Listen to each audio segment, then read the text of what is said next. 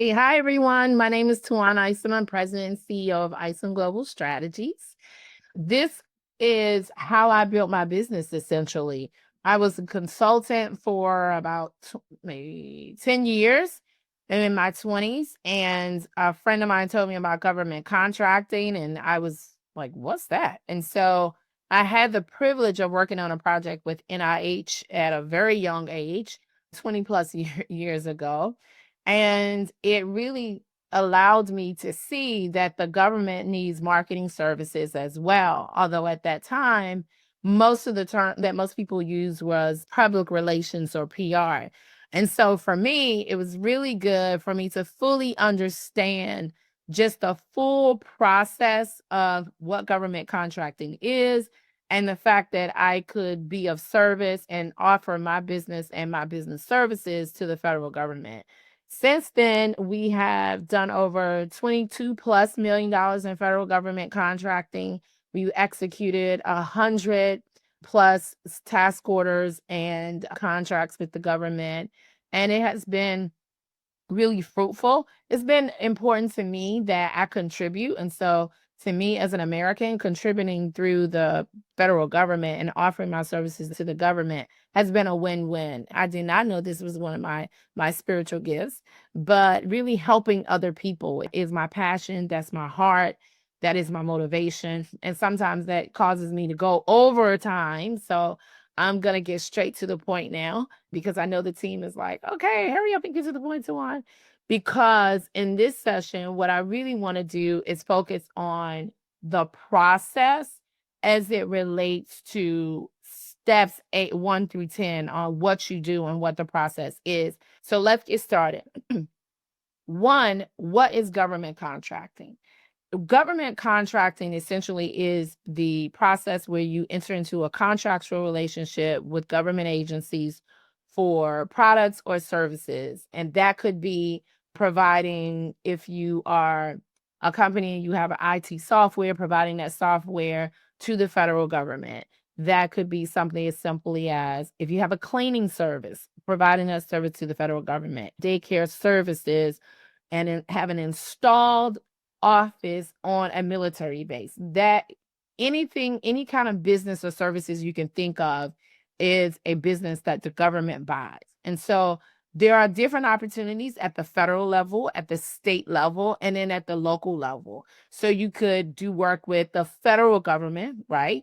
You could do work with your local state. That could be if you're in Maryland, if you're in Virginia, if you're in California, if you're in Florida and Texas, you could do work in that particular state. And then you can also do work in your local government, like your county. So if you're in Anne Arundel County, if you're in, let's say, Washington, D.C., which is not really a state or a county, they have opportunities. If you are in Fairfax, you can do business in Fairfax. So every federal, state, and local government has opportunities available to you. We typically play in a federal space. Not that we have not had opportunities or we don't think it's a good idea to pursue opportunities in a state or local space, but I just think that for us, we started off in a federal government space working with FEMA and Department of Homeland Security on preparedness strategies for small businesses. That was our first contract. I wrote the proposal in one weekend and won. I was so surprised. And we basically, our first contract was creating an awareness strategy for small businesses who needed to have a way that their business can sustain itself in case of a disaster, in case of a natural disaster, in case of another kind of disaster, the building burned down, just any kind of disaster you could think of. It was their preparedness program. So we did the marketing, we did the branding, we did the outreach, we did the instructional videos, we did everything to help generate awareness for businesses. So if something were to happen, they could have their servers located somewhere else. They have everything backed up or stored in some kind of off-site facility, or they had it stored in the cloud. The reason why FEMA was so committed to that particular project was because after Hurricane Katrina, what they noticed is that more than 50% of the businesses went out of business, went kaput. And so This was a really big initiative for FEMA. It was our first contract, and we loved working on that project.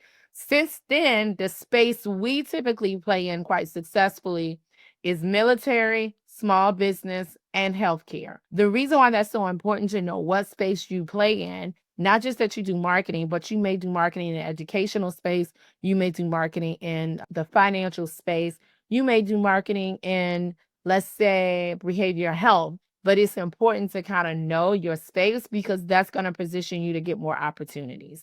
So if you currently work with private companies, you are also able to bid on federal government contracts.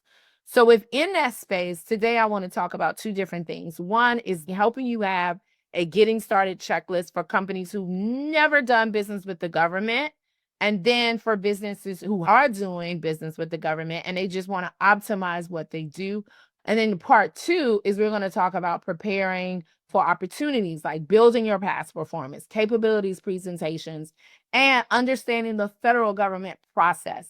I've been doing this for 20 plus years, so I have a lot of information in my brain. And sometimes when I'm trying to get it out, it can be all consuming to the person who's listening. So what I've done a really good job of, in my opinion, is consolidating the information. So it's literally step by step and including tips that will help you kind of grasp a little faster. The second part of the presentation, we're going to get into what I see happening with a lot of companies that I've mentored and the companies that I have either had as subs that, in my opinion, have limited them from really going the distance and being as successful as they possibly can. So what we're going to talk about in part one is going to be what is the FAR? Why is it important? Your EIN number, your business license, articles of incorporation, your DUNS number, identifying your NAICS codes, setting up your business in SAM, your MPIN, and essentially you're setting up your cage code. And so I'll walk you through the process, but if you follow the step-by-step bullets, you'll be great.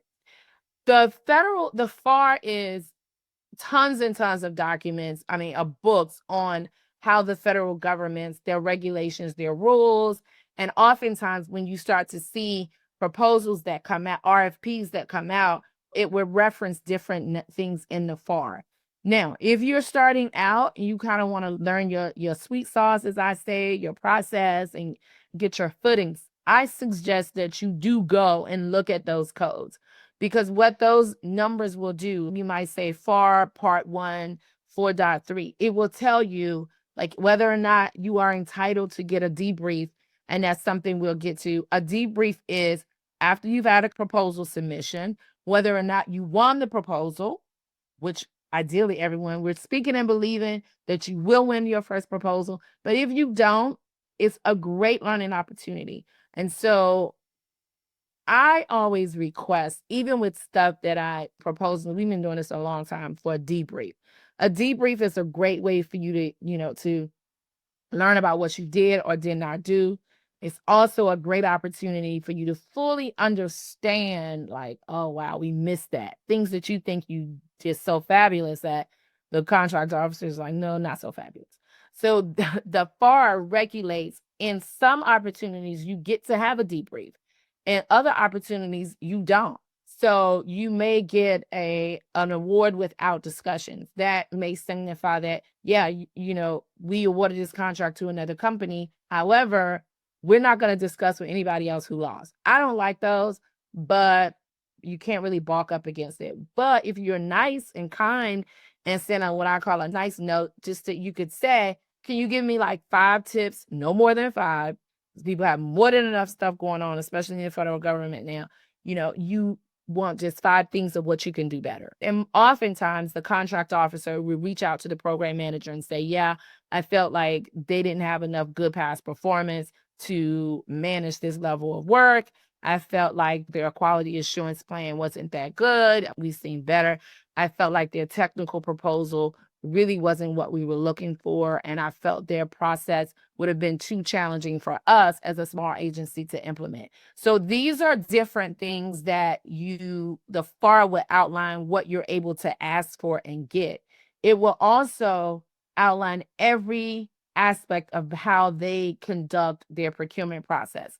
It's important to also remember that although the FAR is the same, every agency uses the FAR in different ways. Like some agencies will award with discussions, some will not. So that is outlined in the FAR, and you will also see that outlined in the request for proposal that you look at and that you receive in order to submit your proposal.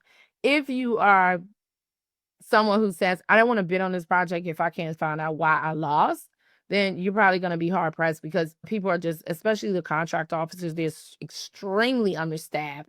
And so now most of them are going to award without discussions. But like I said, if you get to know the contract officers in advance and you ask them nice, they will give you feedback. And that feedback has been the differentiator in what projects we get the next time, because it helped us really prepare. Now I want to go through the full process of setting up your business for GovCon. And I'm assuming that this is for businesses who already have been established, but I still want you to go through the process. One is obviously you get your EIN number from the federal government, right? After that, you want to obtain your business license from your local government office. Every office is different in every state. So this is an opportunity for you to get that business license. The third thing is your articles of incorporation. You get your articles of incorporation, and now we're moving to the stuff that really matters with the federal government. One, your DUNS number. Your DUNS number can be acquired and is assigned by Dun & Bradstreet. Dun & Bradstreet is essentially the entity that holds all the businesses for commercial and government transactions. Some businesses, from what I found in my process of just training other small businesses, some businesses have done DMB numbers. Some of them do not. But when you are working with the federal government, you must have a DUNS number. The DUNS number is the number that tracks everything from the federal government. And why that's important is because it helps the government determine where money is being spent by federal agencies, by state agencies, and by local agencies. So the government can say, oh, we see last year that we spent $20.9 million on the process of, let's say, on toilets, right? And so I know that sounds crazy, but this is something literally that I saw on CNN.